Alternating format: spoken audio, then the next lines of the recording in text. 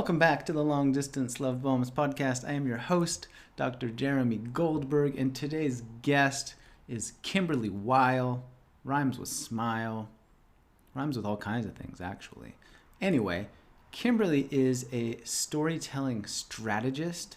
She is somebody that trains public speakers, people that want to give TED Talks, people that are speaking in an intense environment for a brief amount of time, but have something vital and important and special to share. Kymberlee is your person. She helps people to clarify their message, their delivery, their purpose of why they're saying the thing that they're saying, how they're saying it. If you work on the internet and you have things that you want to share or say, if you've ever had a conversation, if you've ever told a story, if you have a relationship, if you think that communication is something vital that we all need to know and learn and be better at, because it is, this is going to be a fun episode for you to listen to. We talk all about stories, and it's good, and we laugh a lot, and Kymberlee is fantastic. She has a whole storytelling school online that you can check out. I've included links to that stuff in the show notes. Thanks for being here. Thanks for listening to the stories. Thanks for sharing it. If there's someone in your life that you're like, you know what? Uncle John would really benefit from this. He's a storyteller and he needs to know this stuff. Send it to Uncle John. Now's your chance. And maybe tell Uncle John to leave a 5-star review too, because that would be pretty sweet. You're the best. Enjoy this conversation with Kymberlee Weil. And thanks for being here. This episode is brought to you by Cured Nutrition. Cured is the leader in CBD supplementation with an entire line of products designed to take your everyday life to its ultimate potential. Their daily staples are formulated with an in-house clinical herbalist, which has taken the traditional CBD regimen to an entirely new level of optimization. If you're anything like me, you like waking up feeling good and living well. You've probably toyed around with the idea of finding healthy alternatives to jumpstart your morning. Personally, it's why I start my day with Cured Rise, which is their focus supplement. It's a powerhouse blend of functional mushrooms like lion's mane and cordyceps, broad-spectrum CBD, and powerful adaptogens. It gives me clean, clear, and sustained energy without any of the caffeine jitters or crash that I get with coffee. After I get going, Aura is next. It's another blend of functional mushrooms, CBD, and adaptogens, but it's got a twist. We all know how important it is to sustain our immunity nowadays, and this covers all of my bases. The vitamin D, prebiotics, crucial antioxidants are delivered straight to the gut, which is the foundation of our emotional and physical health. Am I right? Second brain. It's where the majority of our serotonin production and immune function begin, or it keeps everything in check, performing at its best, so I have one less thing to worry about, and I obviously cannot forget Zen. I use it every night. It is certainly why it has become Cure's #1 selling relaxation and sleep product. You know the long nights spent tossing and turning? Yeah, not with this stuff. It has ingredients like reishi mushroom, ashwagandha, magnesium, passion flower, broad spectrum CBD, so thankfully, restlessness is something of the past. Cured Nutrition products are your answer for a daily dose of health. Visit curednutrition.com. That's C-U-R-E-D nutrition.com. Be sure to use the coupon code LOVEBOMBS, and at the checkout, you will save 10% off your order.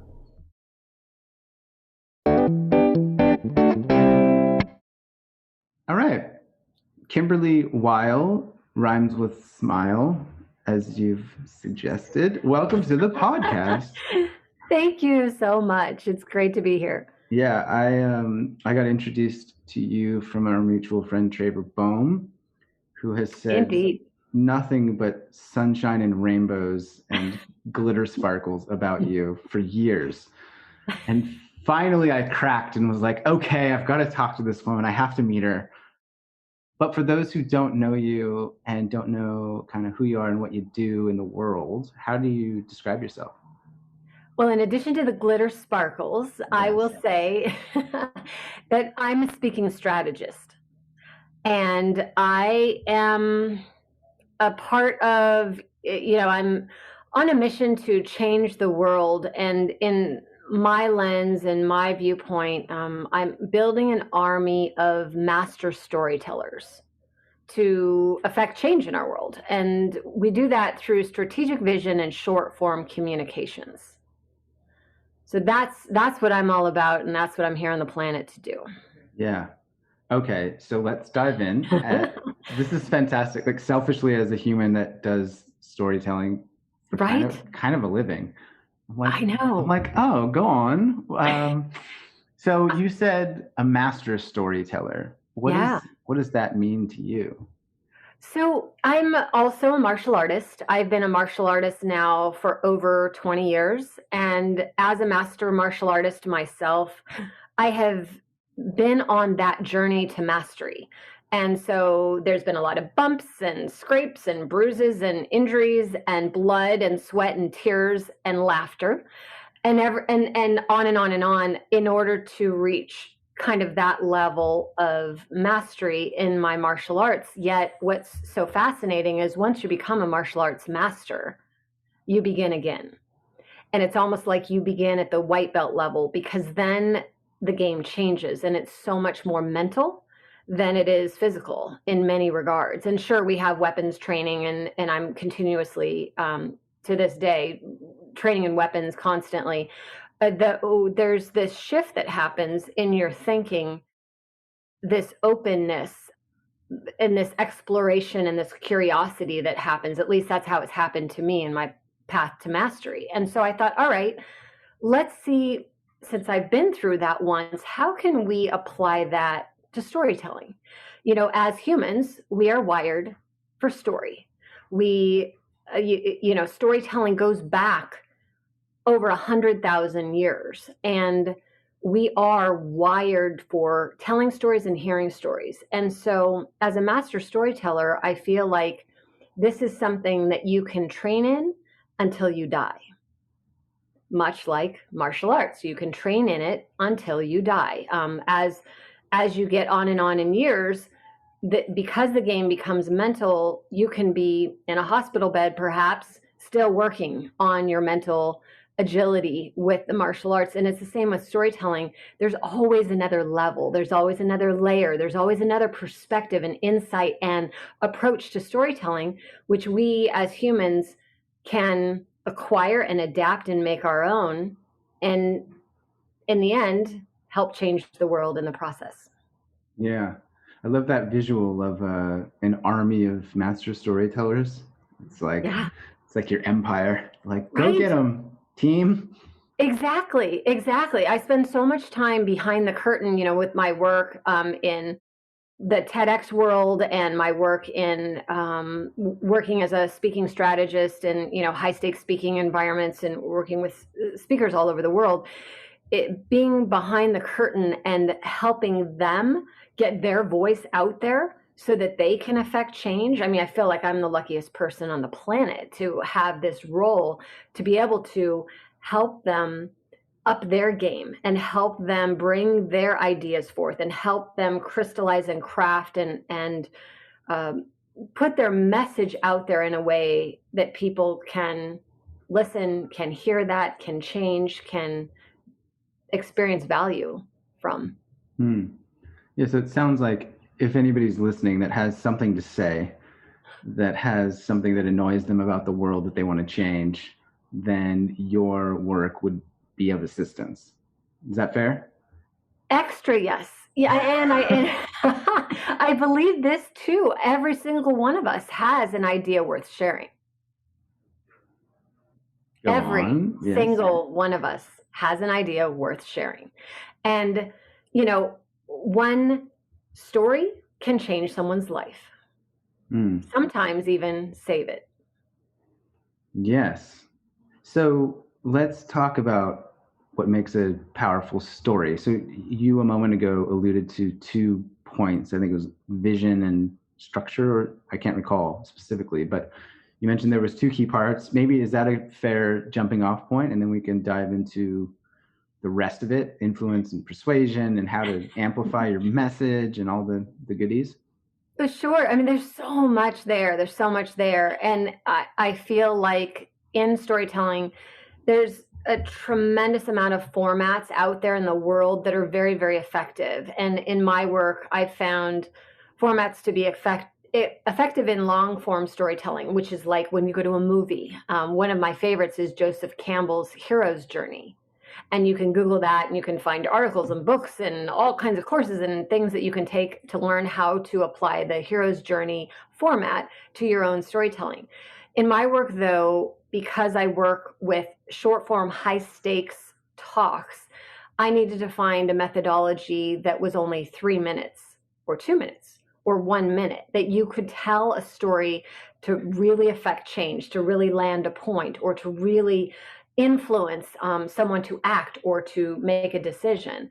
And so I ended up creating my own methodology because I couldn't find anything out there that actually was a great format for telling stories in that short amount of time. And I think that's influenced largely from my software days. I used to run a software company, and I look at things, I'm forever reverse engineering it. And we have something called the minimally viable product. So what is the minimally viable product to get to launch this new feature or functionality or software product? What is that minimally viable product? And so I took that and applied it to storytelling and said, okay, what is the minimally viable product that we need in order to tell an effective story? And I came up with my own methodology, which, kind of since has just been used the world over in very effective ways for years. But I think it all comes down to really understanding what is that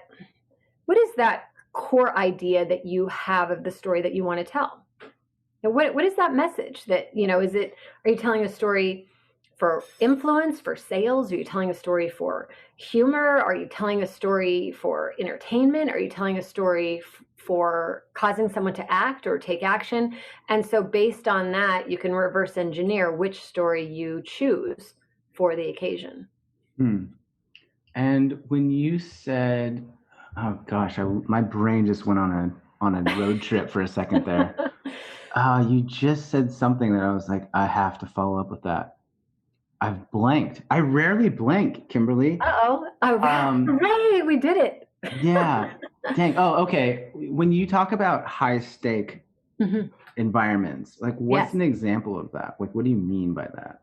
Sure. So high stakes are where I love to play. And being an athlete all my life, from as long as I can remember, I love the high stakes environment, the game of it, when everything's on the line. And so examples of this might be like a TED or TEDx stage. Examples might be you're speaking in front of Congress. Examples might be you're speaking at Davos or the World Economic Forum, or you're speaking where you only have minutes to influence your audience in some way. And so really, I think one of the most important things that we can do right now these days as entrepreneurs, as business owners, as storytellers, as leaders, is expand our influence. And what I mean by that is it only takes one idea on one high stakes stage to explode a thought or an action or a reaction, or, we need leaders in our world right now more than ever before. And it's those of us who don't want to lead that have an opportunity to step up and are needed the most, I believe, because a lot of us sort of see a different future or see a different possibility, yet we think, oh, why me? I don't really have a story. What? Someone else is going to say it better. Someone else is going to tell that story more effectively. Someone else is going to have the cojones to get in the spotlight and do it better than me. So I'm going to sit in the sidelines. But what happens when we do that and we make that decision internally, the people that do have the cojones are going to tell the stories out there. So someone's going to be telling the stories. It might as well be you. Yeah. The idea that came up for me is like privilege. I wrote this thing about privilege a while back where I said that deciding to stay on the sideline, like being able to choose to stay on the sidelines of a fight, of an issue, is privilege. And I also touched on this idea that privilege is a responsibility, right? So if you have an idea and people are suffering as a consequence of not hearing it, or if the world is a certain way that you want to change, like you have an obligation. I was talking to myself, like, I don't want to talk about the patriarchy. I don't want to talk about racism and institutional injustice. Like, I'm so, it annoys me that I have to speak to this, but I can't not do it. Right? Thank you. I have to throw my voice into this conversation, so to speak. Right? Because thank God you do, and you made that decision. Yeah, but I relate so much to what you said. Is I'm not an expert. I don't know how to do it right. I'm scared of saying the wrong thing. Like, I think from my experience working with clients too, they have this calling, this heart whisper, as I call it, to do the thing or launch the business or write the book or have the conversation or lose the weight, and then the voices start, right? Mm-hmm. All the fear and all the shame and the judgment. So when you work with people to get them onto the red dot of a TED stage, hypothetically, how do you help them navigate these internal challenges? Sure. I look at storytelling through 3 different lenses. So there's the stories that we tell others, the stories that are told to us, and the stories that we tell ourselves. And what you just touched on is the third one, the stories that we tell ourselves. And I believe that that's a choice. We can tell ourselves we're terrible. We can tell ourselves we don't matter. We can tell ourselves that we're less than. We can tell ourselves we don't deserve. Or we can tell ourselves we have a unique idea. We can tell ourselves that we have a point of view that at least one person could find value in. We could tell ourselves that if we're willing to stand up for what we believe in and put that stake in the ground, there will be others that believe what we believe. And so not everybody, sure, not everybody. And, one thing that I tell speakers is the world judges, period.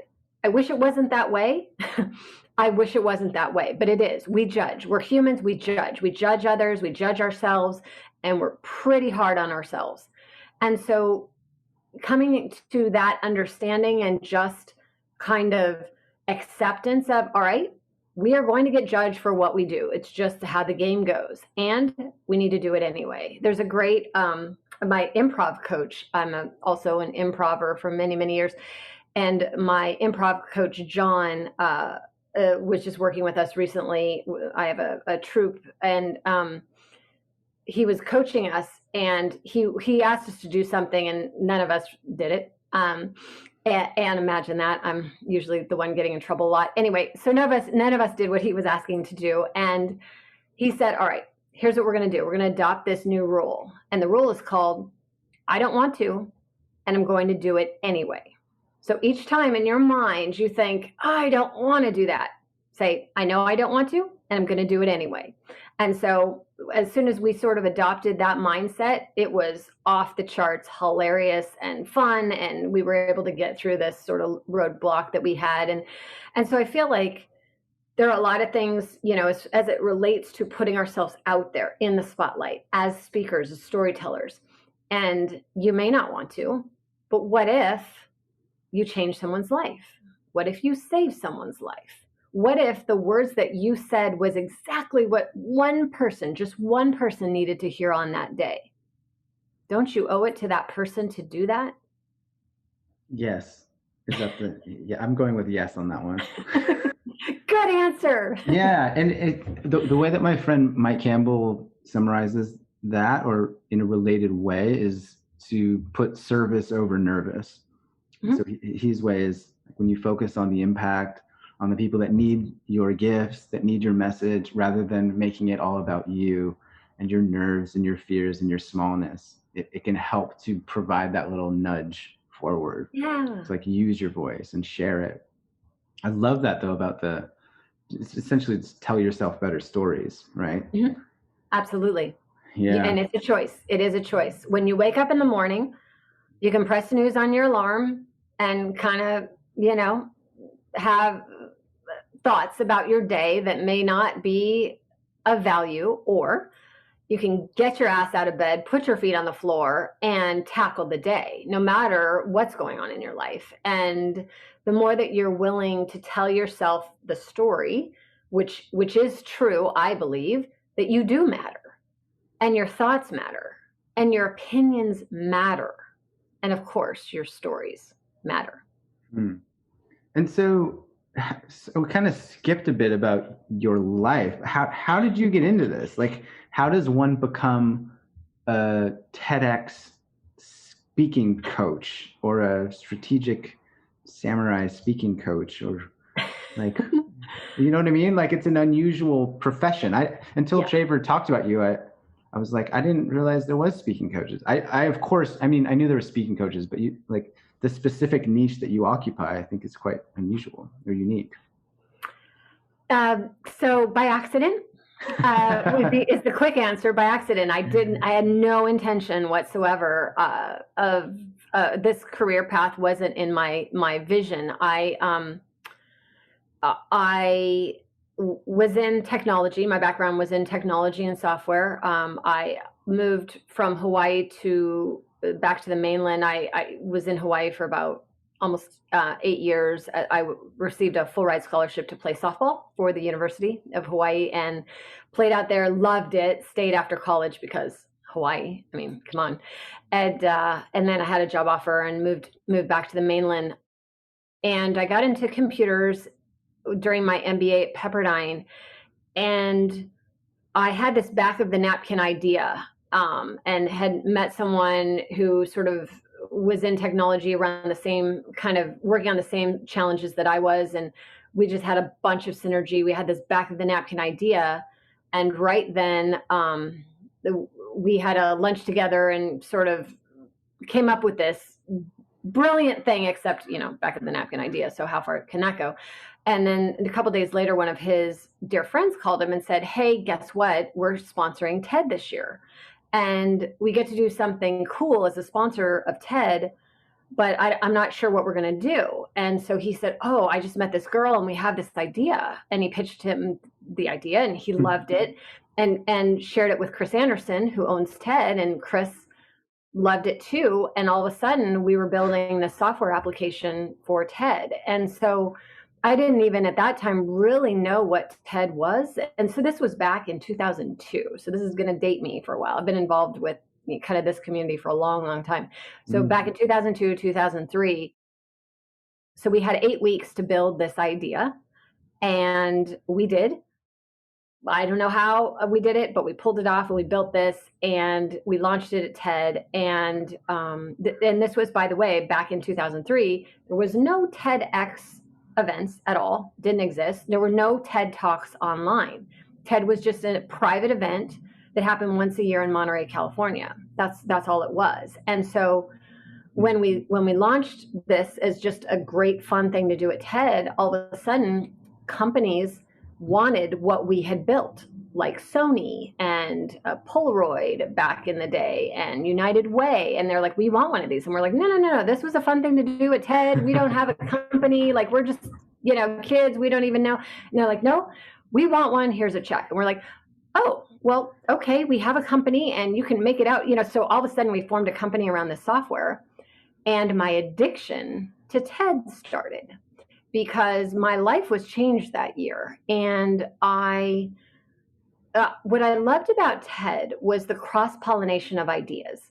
So I would be sitting in the audience and for 5 days you hear, maybe anywhere 20, 25, 30 talks a day that are all 18 minutes or less. And I would be exposed to topics that I wouldn't normally be drawn to, I guess is what I want to say. So from everything from robotics to nanotechnology to music and just all these different, crazy different topics and ideas.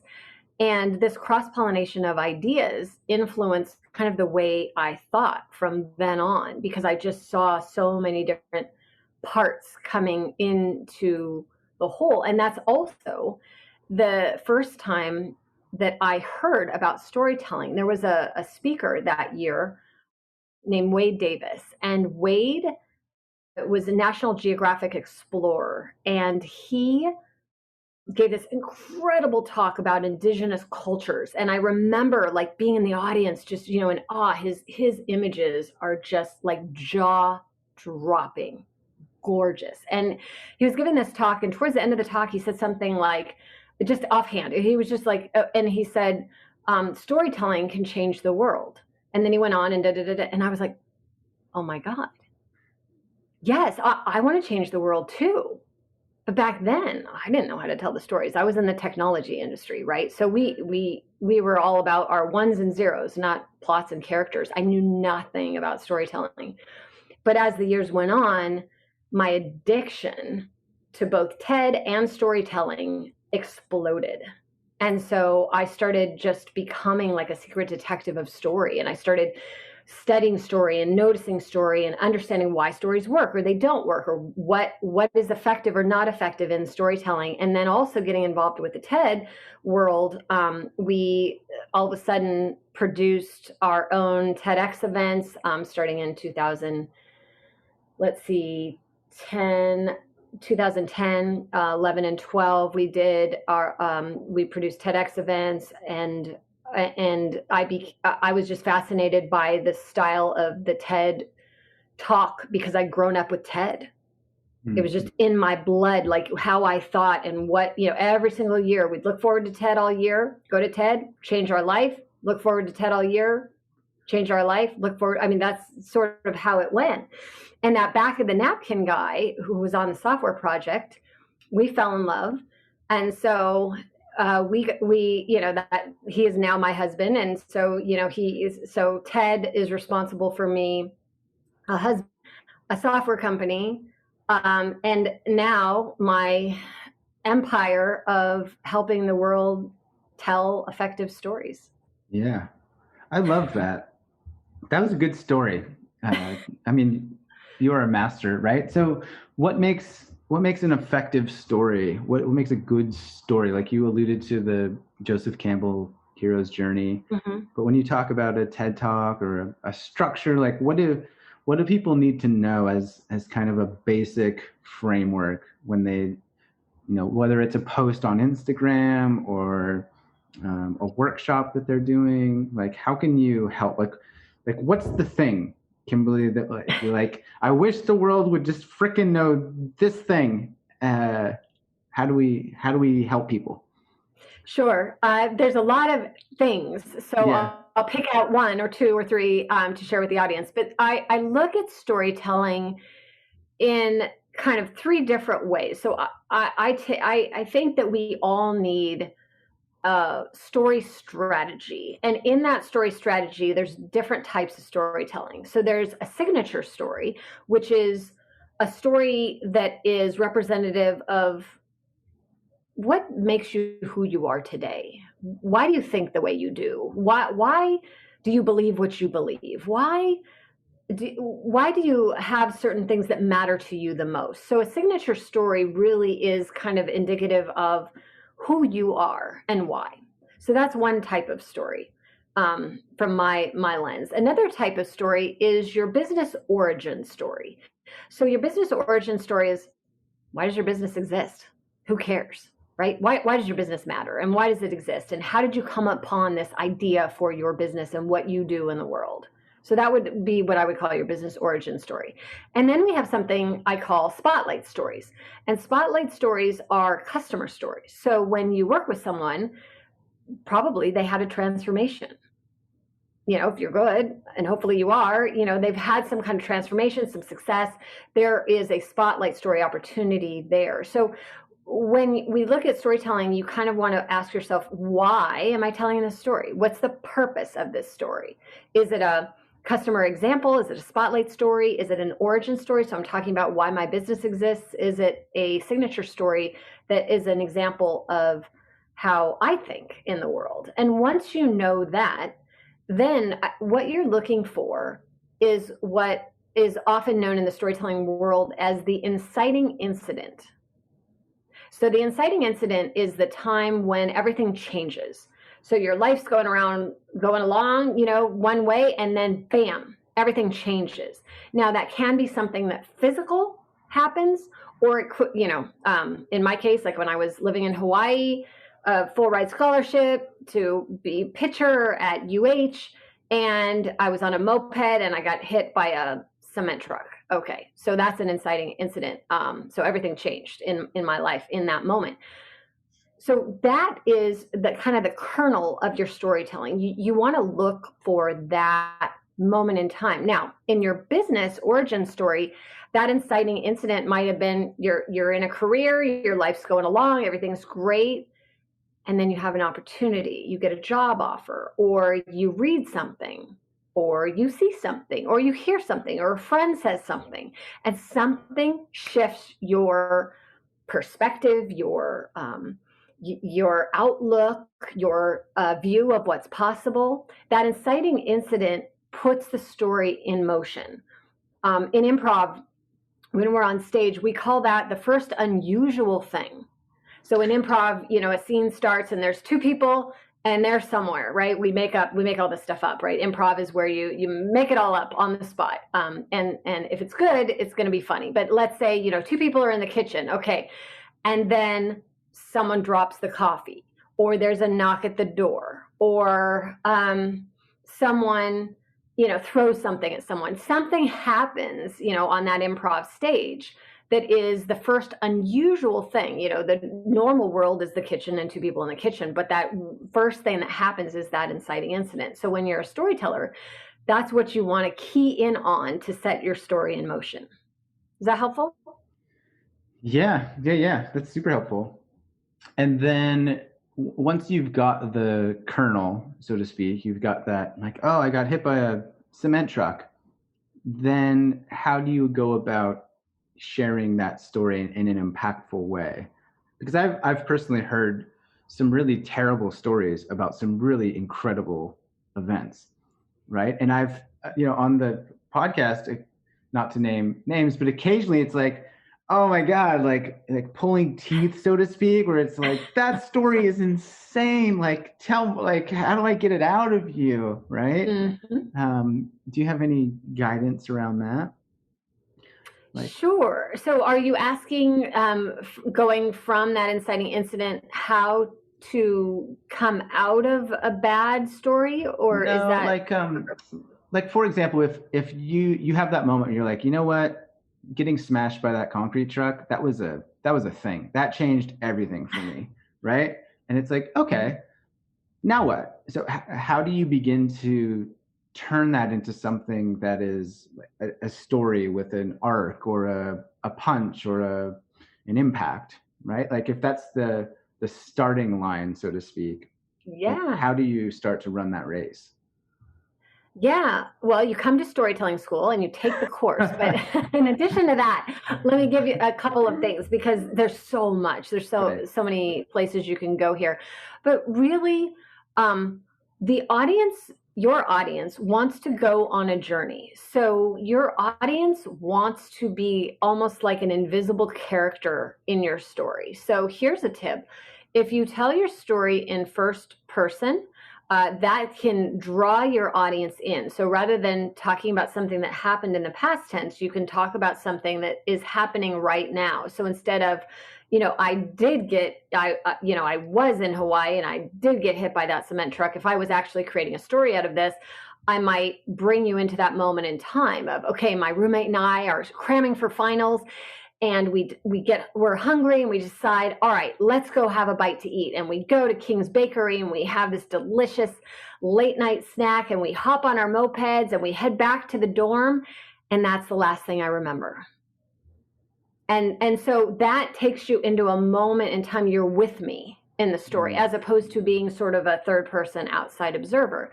But from there, I think this is a really good point to make, Jeremy, which is, if you're telling a story that's of tremendous hardship, there are a lot of stories that have made us who we are today based on hardship. Be careful and take care of our audience.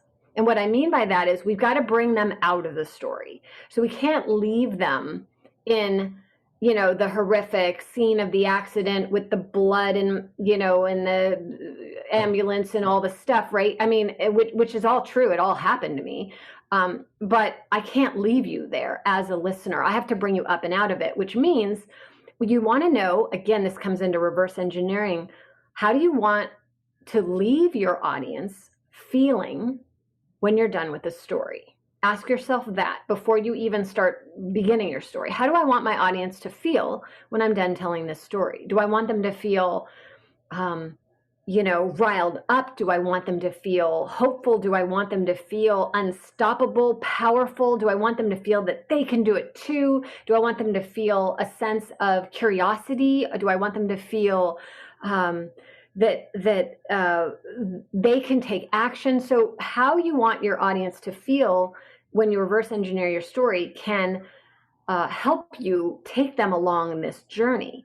And so as you conclude your story and as you come out of what happened to you and you'll take them along, there's a lot of steps that you can take through your storytelling. But at the end, what lesson did you learn from that story? So for me, in that particular story, the lesson that I learned is that there's always an opportunity to walk back on that mound, to get back on that mound and throw another pitch, because that's what drove me. So that story isn't so much about the accident. Yeah, the accident happened. Okay, happened.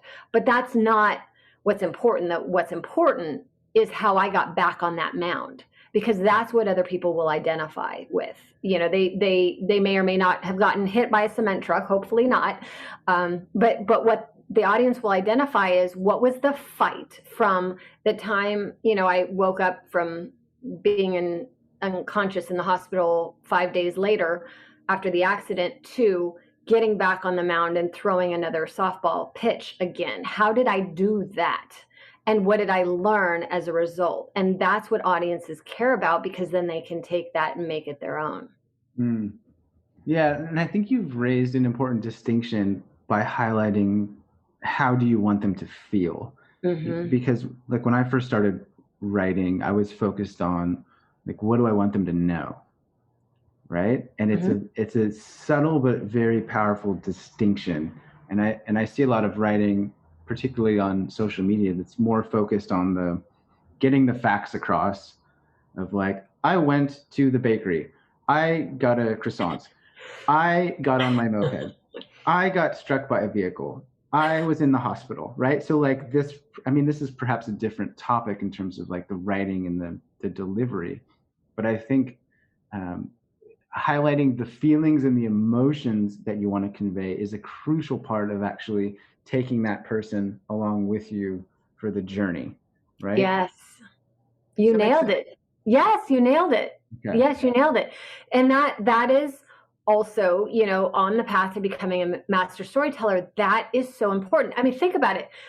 You go to a movie, or when we used to go to a movie, right? Remember those days? Oh my God. But even let's say, you're watching a movie at home. As soon as the movie starts, you're in a world. You're in a world, and you're starting to get to know the characters as fast as possible. So you are seeing a car chase. Okay. You're in that world, or the movie opens up and someone's in a coffee shop and you're in that world, or the movie opens up and someone's in a car driving somewhere. Whatever it is, you are put in a world, and there is a feeling associated with that from the get-go, right? On every single movie made, there's a feeling associated. If you're watching a Pixar movie, usually they start off with, back to the sparkles and rainbows, right? Things are great in the beginning until the inciting incident happens, right? So think of any Pixar movie. They use this format too. There's that inciting incident that happens, Nemo, like everything's great. And then we have that inciting incident. So now all of our listeners here can be detectives of story as well. So when you hear any story or watch any movie, look out for that inciting incident. Ask yourself, oh, is this where everything changed? in that story? And how do I feel when everything changes? Am I rooting for the underdog? Do I want the characters to succeed? Do I feel scared? Do I feel nervous for the character? Do I feel connected also? Do I feel connected, or do I have any similarities? So a great storyteller will introduce multiple different feelings throughout the story. And I believe the most important feeling is how you leave them with at the very end. Yeah, so you're kind of creating this roller coaster of ups and downs and highs and lows, and you're taking them on a ride with you. Please right? do. Please take us on a ride. Well, who doesn't love rides, right? I mean, yeah. Someone asked me once, how can I be a more interesting speaker? And my simple answer, be more interesting. Be more interesting.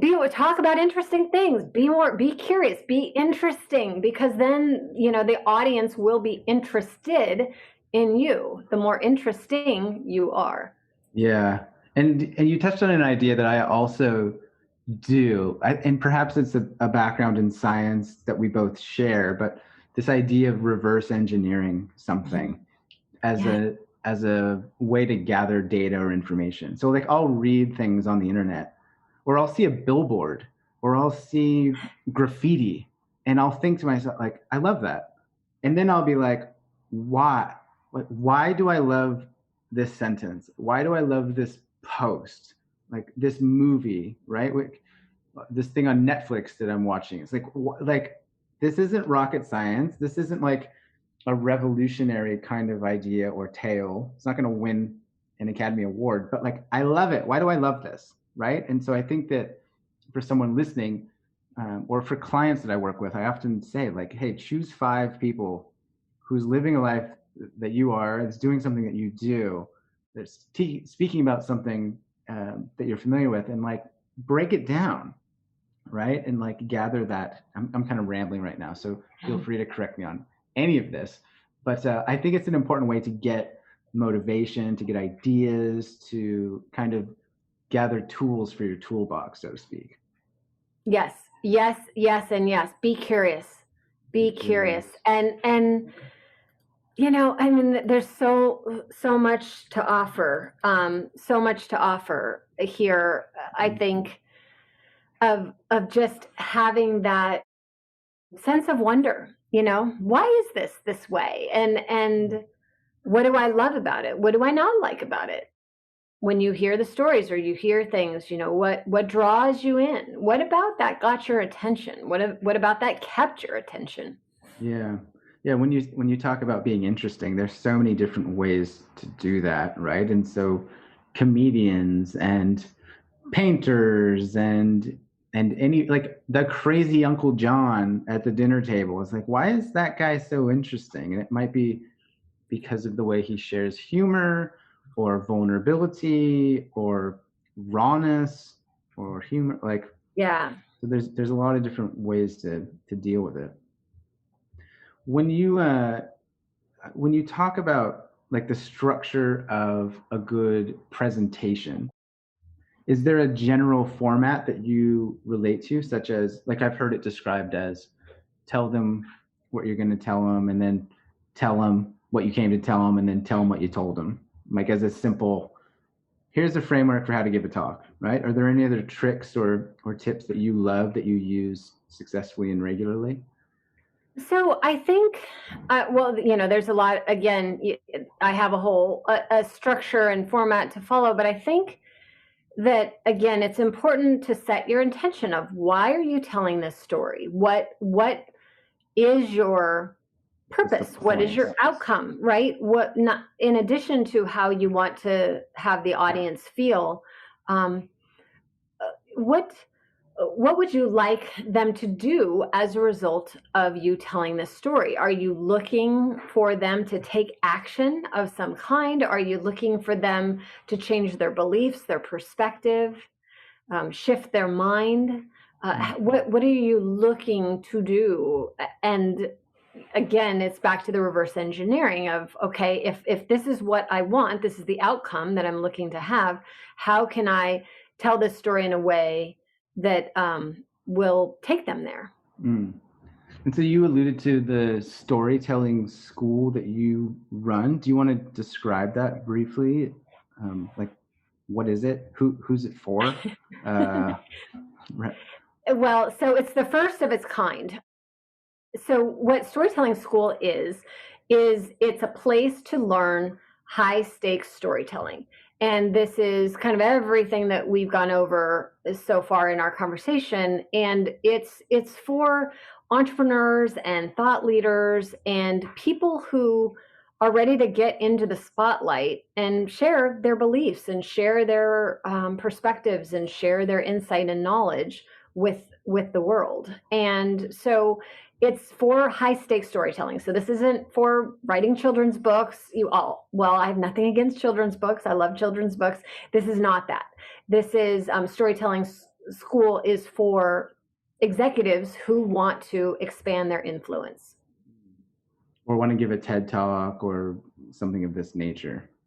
Yes, they want to up-level their speaking, their storytelling, their presence in the spotlight. So I think that would be another way to say, like, if you're ready, step in the spotlight of any kind, a spotlight of 100,000 people, 1 million people, or a spotlight just being a better guest on podcasts. If you're looking to hone your craft as a storyteller, as a speaker, there are classes for everyone.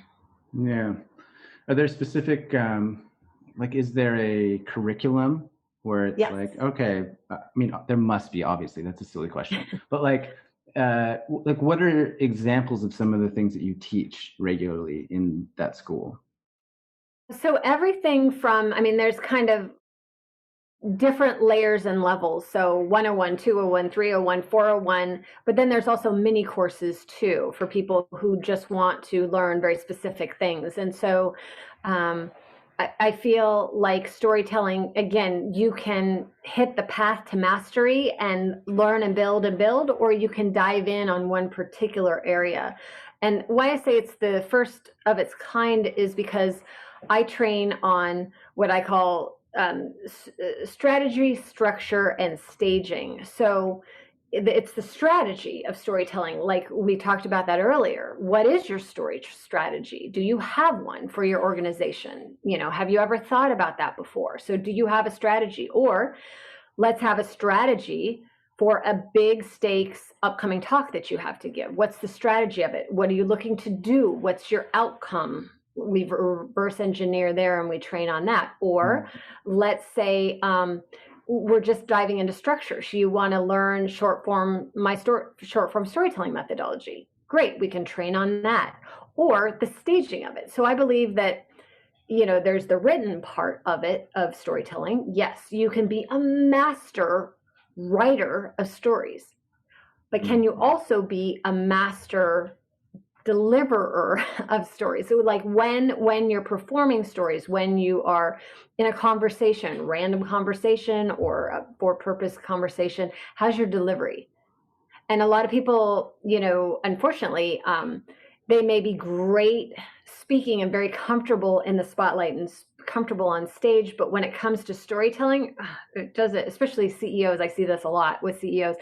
They just, storytelling is just, they're not used to it, right? So it's training the delivery of it so that your storytelling and your teaching points and your lessons are all blended and beautiful, and it comes out where it just flows very naturally from one thing to another, instead of, I am now telling a story, and here I am over here, and now I am teaching you lessons, and I have a different voice and a different cadence and different tone, and your audience will pick up that and feel that.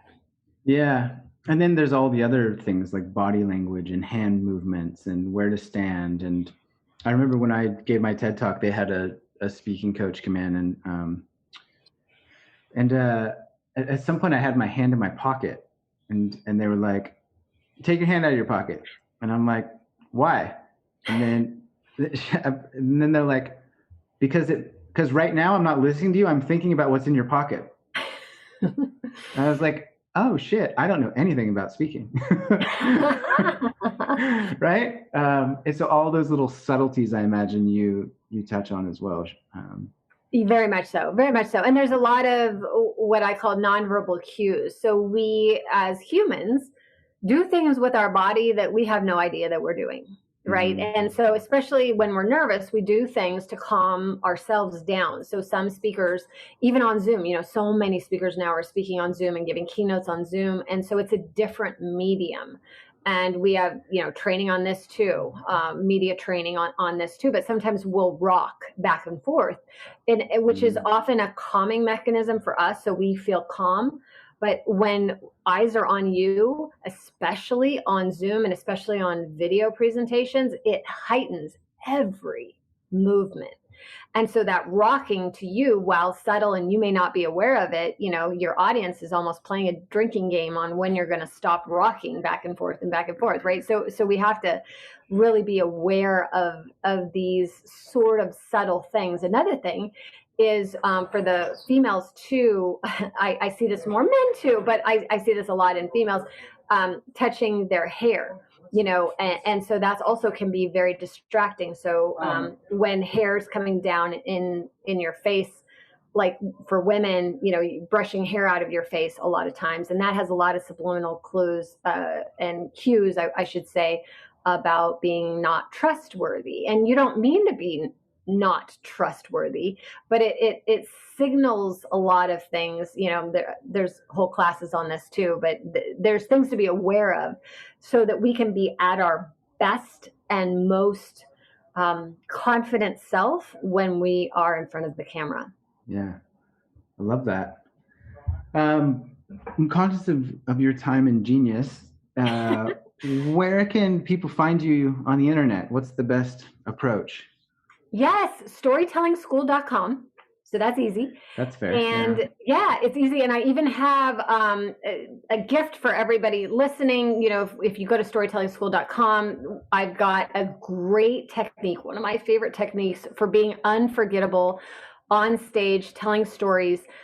So it's a methodology that you can use. It's free. You can have it, download it, so that you will always have a story at the ready whenever you need it. So it's one of my kind of secret techniques that works across the board. And then I'm also on Instagram. Every day I'm giving valuable lessons. So I give a lot of free content and training on Instagram, Storytelling School on Instagram. Easy to find there. And yeah, and come visit, come say hi, tell me stories. I love to hear stories. I love to hear other people's stories. People feel kind of like, oh, I don't want to tell Kymberlee my story because she's going to critique it. But I appreciate, when people share their stories, or at least share I'm always sharing free ideas and tools and techniques and tactics there as well. And then I also have the Storytelling School podcast. And so you can listen and have, there's guests there as well, again, sharing perspectives and insights. Yeah. Do you have a favorite story to tell, like that you could tell in 1 minute in a high stake environment on a podcast? Yes, I do. It's like kind of like picking your favorite kitten. It's like, oh no, I've got to pick my favorite one because I have so many stories that I love to tell. But yeah, let's pick out a good one. Okay, here we go. Get your clock ready. Okay. So it's my first improv performance of my life, and the stakes could not be higher. So I invite one of my dear friends, Steve from Baltimore, to come watch me perform. So I have at least someone in the audience that I know, that I can trust, that's got my back. And so I peer out of the curtain right before we're ready to go on stage, and there's Steve in the front row, and I'm so happy Steve's there. And then the show begins, and we get up, and we do our first bit, and Steve is sitting there with his arms crossed, just looking like this, like deadpan. I'm like, oh no, he hates us. Okay. The next bit, we get out there, we do it, same thing. No expression on Steve's face. Third time, another bit. Nothing, no laughter. The corners of his mouth never turned up at all. So afterwards, I go up to Steve after the performance and I said, I'm so sorry. I'm terrible improver. I'll never have you come sit through this again. I am so sorry. And he's like, what? You were amazing. You were hilarious. And I said, what, Steve? What? You never cracked a smile. And he's like, oh, I didn't? Steve is a criminal defense attorney. So Steve had his attorney face on the entire time. So the lesson there is never pay attention to your audience's face because they don't know what they're doing with their face. And so the audience may love you, just like Steve apparently loved us, but never showed it. So if your audience is a Steve from Baltimore with their arms crossed, doesn't mean they don't love you. Fucking Steve from Baltimore. I know. Yeah, that's good feedback. And just on the assumptions that we all make day after day after day, right? Right? We do, because we put ideas on our audience. Like we see someone, again, this happens all the times in the audiences. You see someone and they're not smiling, and you think they hate me, I'm a disaster. Like as a speaker, that's what you think. They hate me, I'm a disaster, I should walk off the stage. When that might not be the case at all. They just might be having their criminal defense attorney face on. Yeah. And even that, assumptions are stories that we tell ourselves. So it's like, choose better stories and you'll get better assumptions, and your life will be better. Please choose better stories. There's your tagline for the day and your life. If I had my way about it, choose better stories. Yeah. And make better stories. Kymberlee, thanks so much for showing up and sharing all of those tips and tricks and tidbits. I'll put links in the show notes to all that. So if you're listening right now and you're like, oh my gosh, I have a lot to learn, go and check her out. She comes very highly regarded from Trevor Boehm, and I'm sure countless others. So I really do appreciate you coming on and sharing all that. And I appreciate you and what you do in the world. So thanks for showing up yourself and putting yourself in the spotlight, even when you may not want to. Yeah. Yeah. And like from my experience, it never really quite gets comfortable. No. And thank God it doesn't, because here's, I'll leave you with this. Okay. When it becomes comfortable, that means you're mailing it in. Right. So thank God you feel something. Please continue to feel something. And all that means, Jeremy, is that you care. Yeah, I love that idea of like, Jeremy, I hope you're never comfortable speaking again. That's what my internal voice was like. Oh man, this is gonna be a long journey, so you may as well get used to living at the edge, so to speak. And like, what a blessing. Right. Okay, let's really end now. And I will I'll talk to you soon. Thanks so much. Okay, sounds good. All right.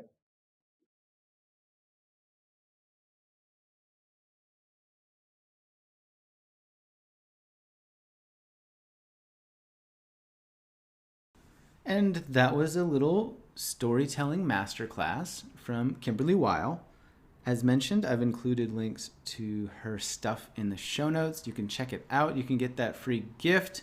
You can start telling better, more engaging, more entertaining stories and giving more thought to the way that you communicate your message and your desires with the world. That's fun, isn't it? Thanks so much for being here. My name is Jeremy. You can find me on the internet at Long Distance Love Bombs. I'm on Instagram. I've got a book.